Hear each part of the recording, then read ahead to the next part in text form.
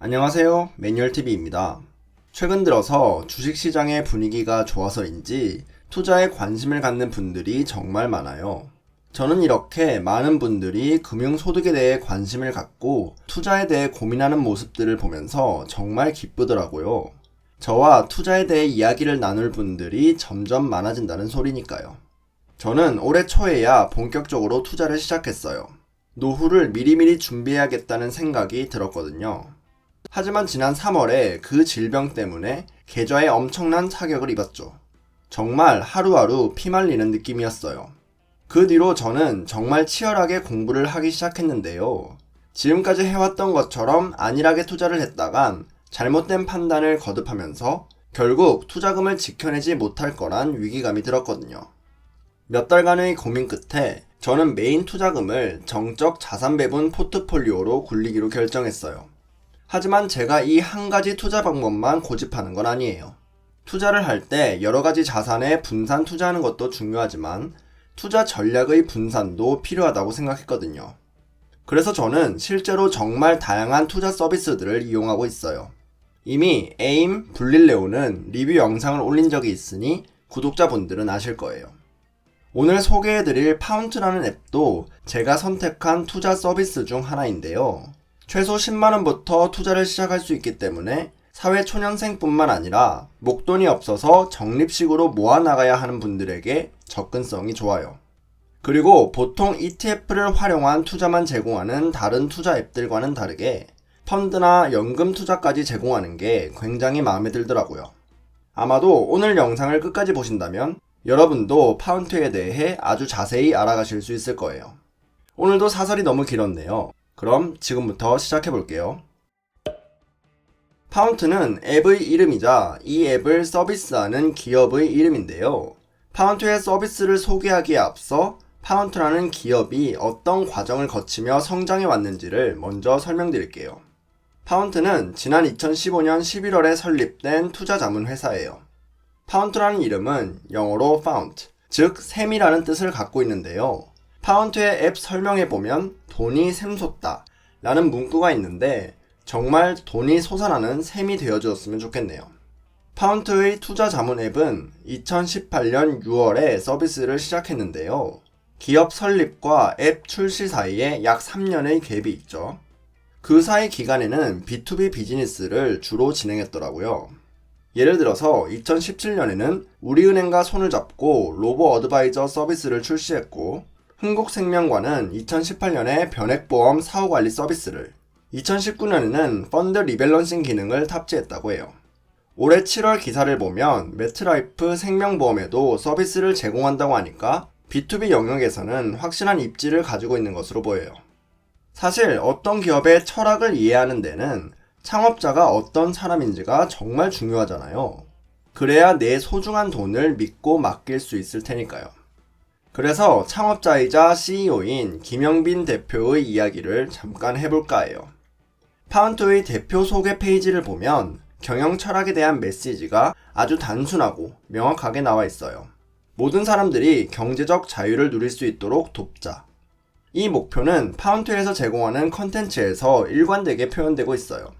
2030 젊은 세대들을 위한 오프라인 교육을 진행하고 앱에도 돈을 모으고 굴리고 세금을 절약하는 방법 등의 실천적인 방법들을 제공하는 이유라고 볼 수 있겠네요. 파운트가 정의하는 경제적 자유는 평생 지출보다 평생 소득이 더 많은 상태인데요. 여기서 소득에는 노동소득, 사업소득, 금융소득이 있어요. 사실 돈을 모으려면 더 벌고 덜 쓰면 돼요. 하지만 수명이 늘어나면서 노동을 할 수 있는 기간이 상대적으로 적어졌죠. 그래서 노동의 가치를 올려서 노동소득을 늘리는 것도 중요하지만 소득의 새로운 카테고리로 확장하는 것이 정말 중요하다고 생각해요. 여기서 사업은 리스크가 크기 때문에 개인이 쉽게 다가가기 힘든 영역이에요. 하지만 금융소득은 적절한 금융 지식만 있다면 적은 리스크로 적당한 수익을 얻을 수 있죠. 그 대표적인 방법이 포트폴리오 투자이고요. 제 채널에서도 강조하고 있고 수많은 투자 자문사들이 포트폴리오 투자를 진행하는 걸 보면 얼마나 강력한 투자 방법인지 알 수 있죠. 사실 어느 업체를 선택할지는 그 뒤의 문제예요. 투자를 하고 있지 않다는 게 정말 위험한 상황이라고 전 생각해요. 자, 다시 김영빈 대표의 이야기로 돌아갈게요. 김영빈 대표는 아프가니스탄에 파병을 떠났을 때 전쟁의 참상을 보면서 절대적인 빈곤을 두 눈으로 목격했다고 해요. 굉장히 충격적인 경험이었겠죠? 그래서 그 이후에 가난을 해결하자는 목표를 갖게 되었다고 해요. 파운트 앱에는 다른 로보 어드바이저 앱과는 다르게 연금 서비스가 포함되어 있는데요. 아마도 대표의 이런 경영 목표 때문이 아닐까 추측해요. 특히 주목할 점은 파운트의 초기 엔젤 투자자 중 한 명이 세계적인 투자자로 유명한 짐 로저스라는 사실이에요. 2006년에 대학생이었던 김영빈 대표가 독도를 알리는 모터사이클 세계여행 도중에 우연히 짐 로저스를 만났다고 하는데요. 그런 우연한 만남도 신기한데 그 인연이 계속 이어져 10년 뒤 2016년에 파운트에 투자까지 진행했다고 하니 정말 신기하죠. 세계적인 인사가 작은 국가의 작은 스타트업에 투자를 했다니 말이에요. 자, 이제 업체와 대표에 대한 설명은 충분히 한 것 같으니 파운트 서비스에 대해서 자세히 알아보도록 할게요. 기존의 파운트는 펀드, ETF, 연금 이렇게 세 가지의 투자 서비스를 제공했어요. 하지만 최근에 새로운 버전으로 업데이트되면서 좀 더 다양한 컨셉의 포트폴리오에 골라서 투자할 수 있는 포트폴리오 상점 같은 기능이 추가됐어요. 우선 기존의 펀드, ETF, 연금 투자를 하는 방법을 설명드릴게요. 먼저 설문조사로 고객의 성향을 파악하고 고객에게 어떤 방식으로 투자를 진행할지 물어봐요. 만약 ETF 투자를 선택했다면 파운트는 고객의 성향에 맞는 자산 배분 포트폴리오를 제시하고 이를 수락하면 알아서 그 자산에 맞는 대표 ETF를 골라 매수해줘요. 반면에 이번에 추가된 포트폴리오 추천 기능은 파운트에서 미리 컨셉을 잡고 만들어둔 포트폴리오 중에서 마음에 드는 걸 선택해서 투자하는 방식이에요. 적어도 은행 금리보단 높은 이자를 받겠다는 컨셉, 10년 이상의 장기 투자로 큰 복리 효과를 누리겠다는 컨셉, 최근 1년 동안 수익성과 안정성 측면에서 높은 성과를 냈던 방식을 따르는 컨셉 등 다양하죠. 이 포트폴리오에 대한 좀 더 자세한 설명은 다음 영상에서 다뤄볼 테니 구독해보시고 영상 받아보시길 추천드릴게요. 오늘은 파운트의 맞춤 포트폴리오 기능에 대해서 조금만 더 알아볼게요. 파운트의 투자 서비스가 펀드, ETF, 연금 이렇게 세 가지로 나뉘긴 하지만 공유하는 투자 전략은 서로 다르지 않아요. 바로 글로벌 자산들에 대해 분산해서 투자하겠다는 거죠. 해당 자산들을 보유하는 방법에 따라 이렇게 서비스가 나뉠 뿐이에요. 펀드와 연금은 국내 펀드를 활용해서 포트폴리오를 구성해요. 예를 들어서 파운트가 생각하는 적절한 자산 배분이 해외 주식 6, 국내 채권 3, 금 1이라면 해외 주식형 펀드를 6, 국내 채권형 펀드를 3, 금에 투자하는 펀드를 1, 이런 비율로 담는 식이죠. 자산을 어떤 식으로 보유하는지에 따라 최소 가입 금액이 달라지게 되는데요.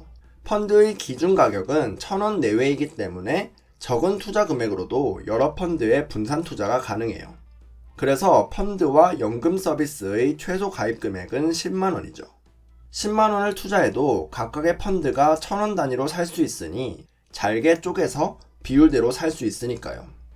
최소 가입 금액이 낮은 점은 아직 목돈이 없는 분들에겐 희소식이죠. 자산 배분 포트폴리오와 리밸런싱 기능을 적은 투자금에 대해서도 지원받을 수 있으니까요. 반면에 ETF 투자의 경우에는 분산 투자 대상이 되는 ETF의 한 주 가격이 10만원이 넘는 경우도 있어서 적은 투자금을 투입했을 경우에는 적절한 분산 투자를 할 수가 없어요.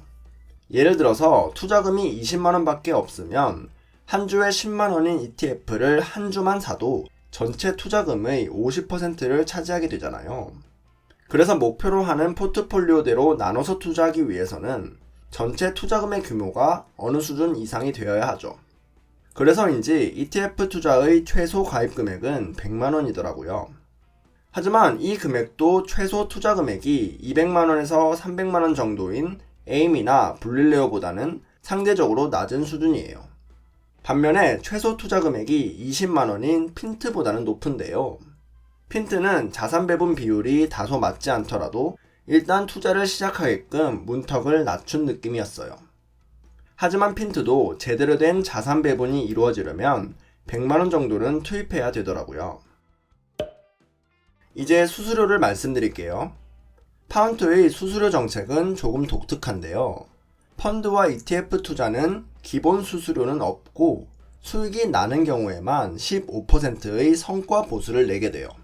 1년 동안 손실을 본 경우에는 수수료를 내지 않는 거죠. 예를 들어 볼게요. 제가 100만원을 투자했는데 1년 뒤에 자문 계약이 종료되는 시점에 10%의 손해가 난 상황이라면 투자 잔고는 90만원이겠죠. 이런 경우에는 파운트는 수수료를 받아가지 않아요. 반대로 10%의 이익이 나서 110만원이 된 상황이라면 파운트는 이익금 10만원의 15%인 15,000원을 보수로 가져가게 돼요. 성과가 났을 경우에만 수수료를 가져가겠다는 건 굉장한 자신감이에요. 투자금의 일부를 자문료로 먼저 받는 경우에는 고객들로부터 투자금을 모으기만 하면 정해진 비율의 수수료가 매출로 잡히게 되잖아요. 하지만 성과 보수의 경우에는 수익을 내지 못하면 아예 수수료를 받을 수 없어요. 물론 고객 입장에서는 15%의 성과 보수가 꽤나 높아 보이는 건 사실이에요. 하지만 계산해보면 파운트가 제시하는 연 7%의 평균 수익률에서 15%의 성과 보수는 총 원금의 1% 수준으로 다른 로보 어드바이저 서비스들과 비슷한 수준이에요. 오히려 금융사에 대한 불신을 갖고 계신 분들에겐 꽤나 어필이 되는 정책이라고 생각해요. 적어도 수익을 냈을 경우에만 수수료를 받겠다는 약속이니까요. 저는 정적 자산 배분 투자를 하고 있지만 전략의 배분 측면에서 동적 자산 배분 업체들에게도 투자를 맡기고 있어요. 잘 짜여진 알고리즘으로 시장의 신호들을 미리 잡아낼 수 있다면 제가 지급하는 보수보다 높은 성과를 주지 않을까 하는 기대가 있거든요. 물론 이런 성과는 시간이 지나야 판단이 가능해요. 제가 앞으로 꾸준히 투자를 해보고 그 결과를 공유해 드릴게요. 연금의 경우에는 0.5%의 수수료를 1년에 4번 나눠서 내게 돼요. 왜 연금만 다른 수수료 정책을 쓰는지는 잘 모르겠지만 현재는 1년간 수수료 무료 프로모션 중이라고 하네요. 그리고 주의하셔야 될 점은 파운트의 펀드, 연금 투자의 경우에는 펀드들에게 지불하는 수수료도 있다는 사실이에요. 파운트에 지불하는 자문 수수료와 별개로 말이죠. 추가 입금은 3가지 투자 방법 모두 가능해요.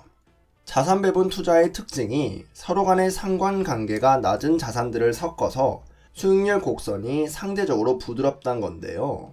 그렇기 때문에 적립식으로 투자하기에 적합한 투자 방법이에요. 한번 투자를 시작하셨으면 자산들을 하나하나 모아간다는 마음으로 적립식 투자를 하시길 추천드릴게요.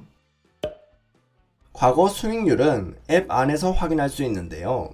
아직 올해 초 데이터는 업데이트 되지 않아서 아쉽더라고요. 펀드 투자의 경우 공격, 중립, 안정형에 따라 8%에서 9%의 수익이 났고 ETF 투자는 4%에서 5%, 연금 투자는 5%에서 10%까지 수익이 난 상태예요. 단 명심하실 점은 지난 기간의 수익률이 이렇게 나왔다고 해서 앞으로도 이런 성과를 낼 거라는 보장은 없다는 거예요. 이 그래프에서는 오히려 수익보다 코스피가 이렇게 출렁거릴 때 파운트의 포트폴리오는 어느 정도의 변동성을 보이느냐를 좀 더 집중해서 봐주세요. 확실히 공격형을 선택했을 경우에 위아래로 흔들리는 폭이 크죠. 이게 앱에서 물어보는 투자 성향에 대한 설문을 아주 솔직하게 그리고 아주 진지하게 답해야 하는 이유예요. 본인의 성향에 맞지 않는 포트폴리오로 투자를 했다가는 가파르게 떨어지는 수익률 곡선 때문에 크게 놀랄 수도 있으니까요. 만약에 이 구간에서 손절을 했다면 2019년 말의 수익은 얻지 못했겠죠. 저는 앱을 리뷰하기 전에 꼭 앱스토어에서 높은 별점 순으로 그리고 낮은 별점 순으로 평점들을 읽어보는데요. 파운트의 장점은 명확하더라고요. 바로 고객과의 소통이었어요. 파운트에 질문했을 때의 피드백이 굉장히 친절하고 자세하다고 하더라고요. 자산 배분 투자는 긴 시간을 투자해야 되잖아요. 그래서 시장 분위기가 어수선하고 수익률이 나빠지더라도 흔들리지 않는 멘탈이 중요해요. 그런데 이런 앱을 사용하시는 분들은 투자 초보인 분들이 많겠죠? 이런 분들에게 약속한 수익률을 돌려주기 위해서는 유의미한 투자 시간이 필요해요. 그렇기 때문에 고객 하나하나의 금융 실력을 높여나가며 함께 나아가려는 노력이 필요하죠. 사실 적은 인력으로 카톡 상담이나 오프라인 교육을 진행하는 게 인력이나 시간 배분 측면에서는 정말 쉽지 않은 일일 거예요. 하지만 고객과 함께 걸어 나가려는 노력은 굉장히 중요하고 또 필요하다고 생각해요. 단점 리뷰를 찾아봤을 때는 주로 앱 업데이트 이후에 동작하지 않는 기능이 있다 라는 리뷰가 대부분이더라고요. 관련 리뷰가 특정 날짜에 몰려있는 걸로 봐서는 그 기간에 배포된 업데이트에 문제가 있었던 것 같아요. 당연히 수정된 업데이트가 추가로 배포되었을 거고요. 이런 부분은 앱의 기능적인 부분이니까 대응만 빨리 해준다면 큰 문제는 아니라고 봐요. 다행히 파운트도 투자 자문 형식의 서비스이기 때문에 모든 자산은 신한금융투자에 개설한 제 명의의 계좌에 안전하게 담겨 있으니 걱정은 되지 않아요. 지금까지 투자의 파운트에 대해서 아주 자세히 알아보았어요. 긴 영상 지금까지 봐주신 여러분 정말 감사드려요. 영상이 도움이 되셨다면 구독과 좋아요 잊지 말아주시고요. 저는 다음에 파운트 앱의 펀드 투자와 연금 투자에 직접 투자하는 방법을 단계별로 설명하는 영상으로 돌아올게요. 모두들 성공 투자하시길 바랄게요. 감사합니다.